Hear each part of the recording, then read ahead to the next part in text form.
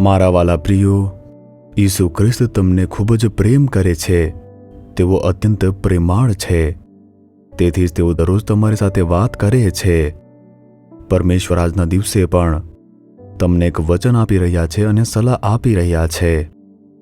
કદાચ કોઈ એવું વિચારતું હોય કે હું અત્યારે જ્યાં છું ત્યાં મને આશીર્વાદ દેખાતા નથી.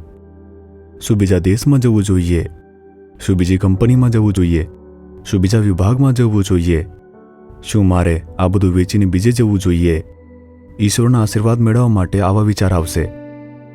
પરંતુ આવી પરિસ્થિતિમાં પરમેશ્વર આ રીતે એક વાત કહે છે. ઉત્પત્તિની પુસ્તક 26મો અધ્યાય અને તેની 3જી કલમ જુઓ. તું અત્યારે આ દેશમાં જ રહે, હું તારી સાથે રહીશ અને તને આશીષ આપીશ. પ્રભુ કહે છે, હું તારી સાથે છું, એ જ આશીર્વાદ છે. ભલે તમે બીજા દેશમાં જાઓ, બીજા કોઈ વિભાગની અંદર જાઓ, બીજા કોઈ સ્થળે જાઓ, આશીર્વાદ કોઈ સ્થળ પર આધારિત નથી. હું જ તમને આશીર્વાદ આપનાર છું. હું તમારી સાથે રહીશ, આશીર્વાદ આપીશ. તેથી તમે જ્યાં છો ત્યાં જ રહો. આવી રીતે કહીને પરમેશ્વર ઈશ્વરના એક ભક્તને આવી રીતે સલાહ આપે છે.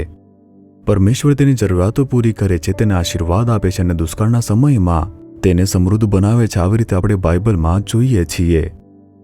સમય અને સંજોગો બદલાઈ રહ્યા છે.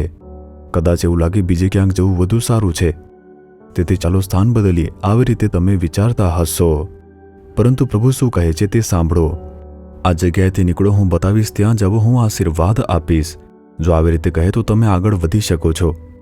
અથવા જો તે કહે કે અહીં જ રહો, તો તમે જ્યાં પણ છો ત્યાં જ રહો. આશીર્વાદ કોઈ જગ્યામાં નહીં, પરંતુ પ્રભુ પાસેથી આવે છે. તેના પર વિશ્વાસ રાખો. હું તમારી સાથે છું. તમે જ્યાં પણ જશો અને રહેશો, હું તમારી સાથે હોઈશ. તે જ તમારો આશીર્વાદ રહેશે. તેથી આશીર્વાદ એ છે કે ઈસુ આપણી સાથે છે. જીસસ રિડીમ્સ મિનિસ્ટ્રીને જુઓ. અમે નાલુમાવાડી નામના ગામમાં છીએ. કેટલાક કેસે તેઓ ગામમાં સ્થિત છે, તેથી પ્રભુ તે મિનિસ્ટ્રીને આશીર્વાદ આપી રહ્યા છે. તે ખોટું છે. જો તમે શહેરમાં હો તો શું આશીર્વાદ નહીં આપશે? શહેરોમાં પણ ઘણી મિનિસ્ટ્રીઓ છે જે ખૂબ મોટા આશીર્વાદ રૂપ છે. તેથી આપણે ગામમાં છીએ કે શહેરમાં છીએ તેનાથી કોઈ ફરક પડતો નથી.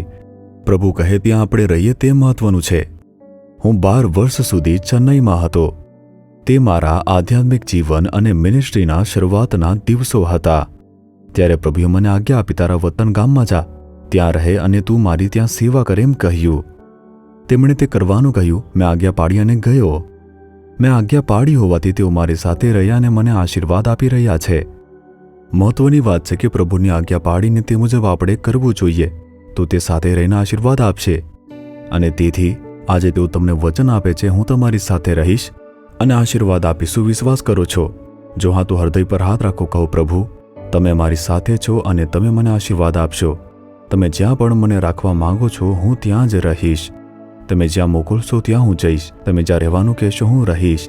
તમે મને આશીર્વાદ આપનાર ઈશ્વર છો. હું તેના પર વિશ્વાસ કરું છું અને હું તમારા આશીર્વાદ ઈસુના નામે પ્રાપ્ત કરું છું. Amen, amen. Jesus Redeems Gujarati YouTube ચેનલને સબસ્ક્રાઇબ કરો.